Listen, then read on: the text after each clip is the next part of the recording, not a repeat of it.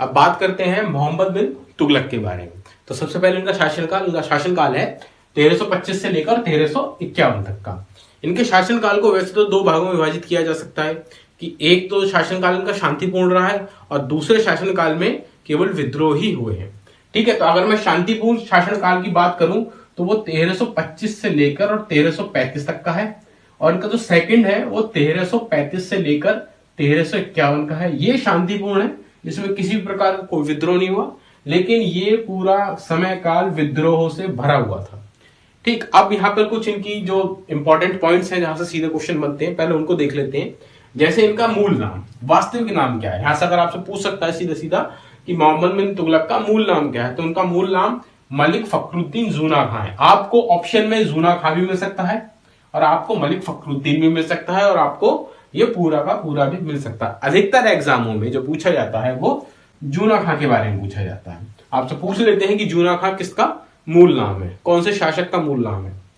इसके अलावा इनको उपाधि दी गई थी उलूम खां की, और ये उपाधि दी थी इन्हीं के पिताजी गाजी तुगलक के द्वारा। इसके अलावा जो इनके शासनकाल की जो जानकारी मिलती है वो हमें दो बुकों से मिलती है। पहली जो बुक है या पहली जो पुस्तक है उसका नाम है तारीख फिरोज शाही, जो जियाउद्दीन बर्नी के द्वारा लिखी गई है, और दूसरी है रहला जो इब्न बतूता के द्वारा लिखी गई है। देखिए यहां से कई बार न जाने कितनी मर्तबा क्वेश्चन पूछा जा चुका है कि इस बुक के राइटर कौन है, तो इब्न बतूता है।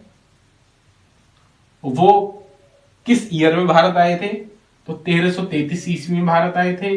वो कहां से आए थे, वो मोरक्को से आए थे। अगर मोरक्को ना दें तो दक्षिण अफ्रीका से आए थे।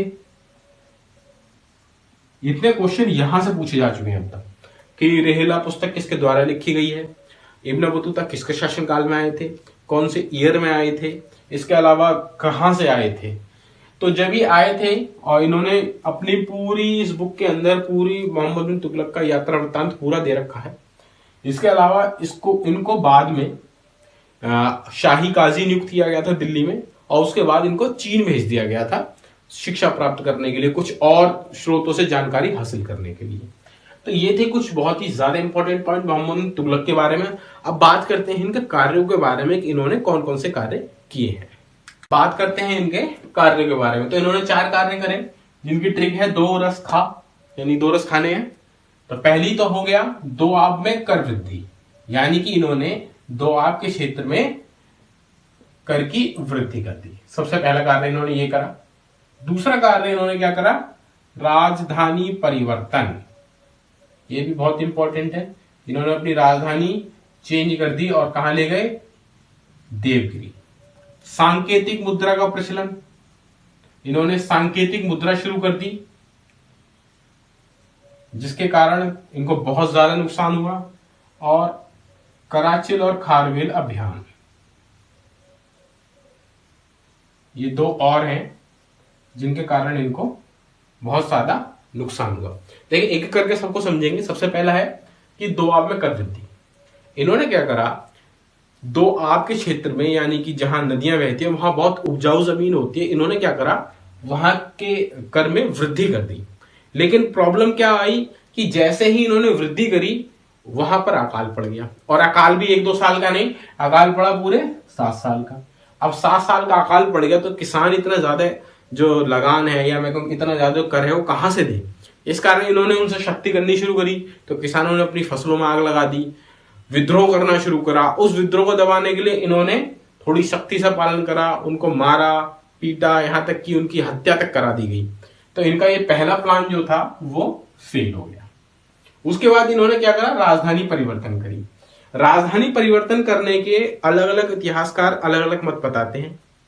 कुछ इतिहासकार कहते हैं कि राजधानी में यानी दिल्ली के अंदर जो शासक हैं मोहम्मद बिन तुगलक, इनको कुछ खत मिलते थे जिसपे अपशब्द लिखे होते थे, उनसे बचने के लिए इन्होंने राजधानी परिवर्तन कर दिया।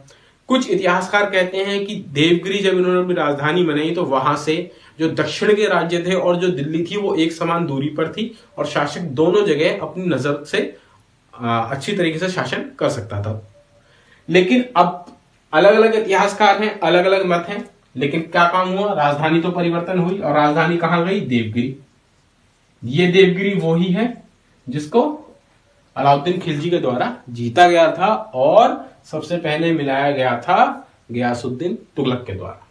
ठीक है, तो इन्होंने राजधानी वहां परिवर्तित, अब ये जो राजधानी परिवर्तित हुई, अब ये ऐसा तो है नहीं कि 5 या 10 किलोमीटर की बात है कि आराम से इन्होंने क्या करा, पूरी पूरी दिल्ली उठा के शिफ्ट कर दी कहां, देवगिरी, और लगभग 700 मील से ऊपर का सफर था। और इन्होंने क्या करा कि वहां पर सबसे पहले सड़क बनवाई गई, सड़क बनवाने के बाद दोनों जगह छाया के लिए वृक्ष लगवाए गए, सराय बनवाई गई, तो बहुत ज्यादा खर्चा हुआ।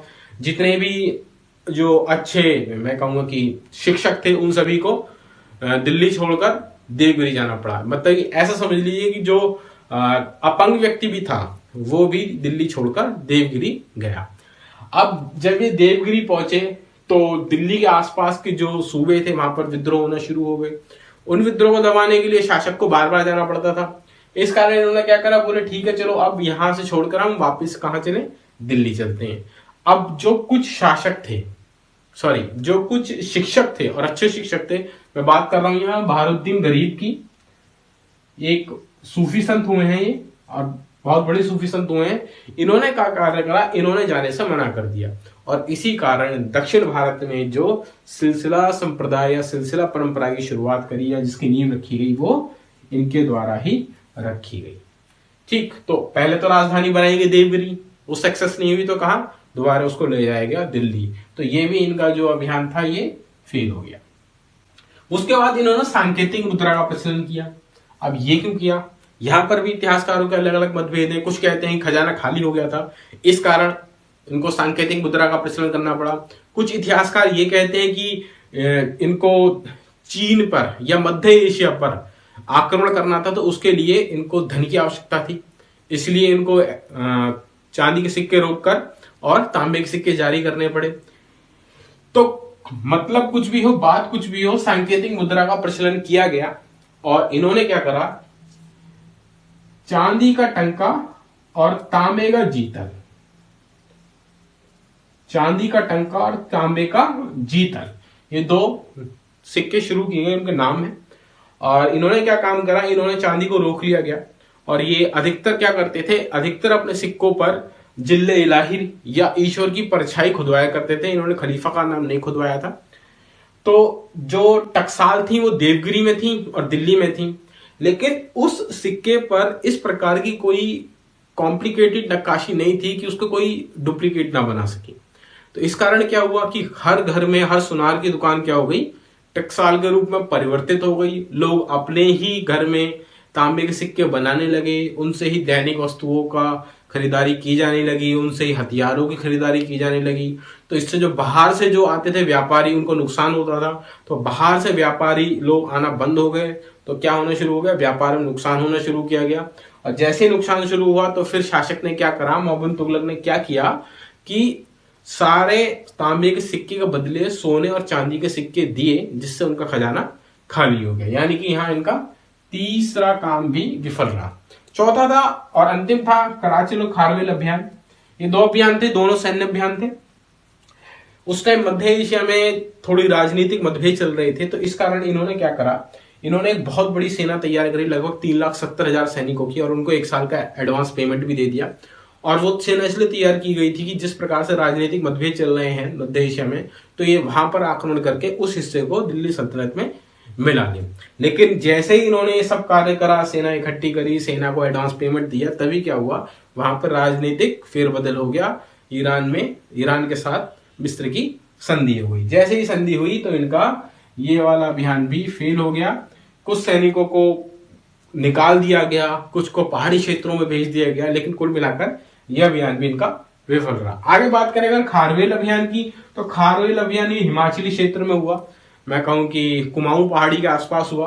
तो वहां पर मोहम्मद तुगलक ने भेजी अपने सैनिक, और उन्होंने कुछ क्षेत्र को जीता और दिल्ली सल्तनत में मिलाया। लेकिन तुगलक ने कहा कि आप इस अभियान में जो है इस सीमा से आगे ना जाएं, मगर सैनिक नहीं माने, सैनिक आगे गए। वर्षा का टाइम चल रहा था तो बारिश हो गई, बारिश में वो विफल रहे। वहां की जो लोकल आर्मी थी, या मैं कहूं जो आदिवासी लोग थे, उन्होंने शाही सेना पर आक्रमण कर दिया और वो हार गए।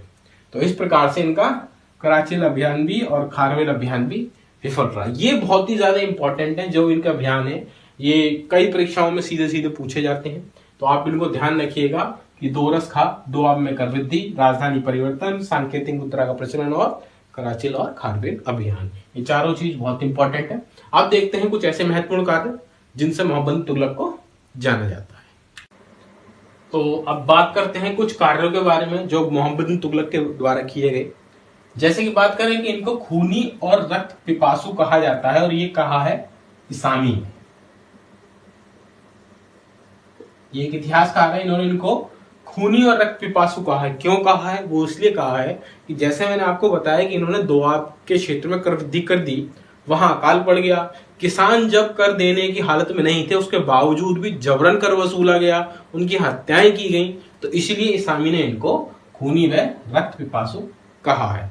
अगला देखें तो सर्वाधिक विस्तृत साम्राज्य, दिल्ली सल्तनत के सभी शासकों में सबसे ज्यादा विस्तृत साम्राज्य मोहम्मद बिन तुगलक का था। लगभग 23 प्रांत इनके अंडर में थे।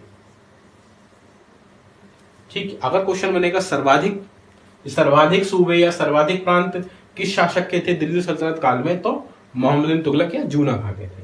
अगली बात करें तो देखिए योग्यता के आधार पर इन्होंने पद देना शुरू किया था। जैसे आजकल है कि आपकी क्वालिफिकेशन मांगी जाती है कि भाई आप 10th है, 12th है, ग्रेजुएशन है, हर पोस्ट की अलग अलग एसेंशियल क्वालिफिकेशन होती है, तो उसी प्रकार से योग्यता के आधार पर इन्होंने पद देना शुरू किया था। जबकि इन्हीं के पिता ने यानी गाजी तुगलक साहब ने क्या करा था, पदों को वंशानुगत बना दिया था। आगे बात करें तो ये शेख अलाउद्दीन के शिष्य थे, इनसे ही इन्होंने शिक्षा हासिल की थी। अगला है बुरहानुद्दीन गरीब। जैसे मैंने आपको बताया था कि राजधानी परिवर्तन हुआ था और बहुत सारे शिक्षक पहुंच गए थे कहां, देवगिरी में, और देवगिरी का इन्होंने नाम भी बदल कर रख दिया था दौलताबाद। तो जब सारे के सारे शिक्षक वहां पहुंच गए, तो जब ये वापस आने वाले थे तो बुरहानुद्दीन गरीब ने वहां जाने से मना कर दिया दिल्ली, और वहीं पर इन्होंने अपनी चिश्ती सिलसिले की परंपरा की शुरुआत करी। तो अगर आपसे क्वेश्चन ये पूछा जाए कि दक्षिण भारत में चिश्ती परंपरा की नींव किसके द्वारा रखी गई, तो उनका नाम था बुरहानुद्दीन गरीब। आगे बात करें तो इनकी जो मृत्यु हुई थी वो बुखार से हुई थी और ठट्टा में हुई थी,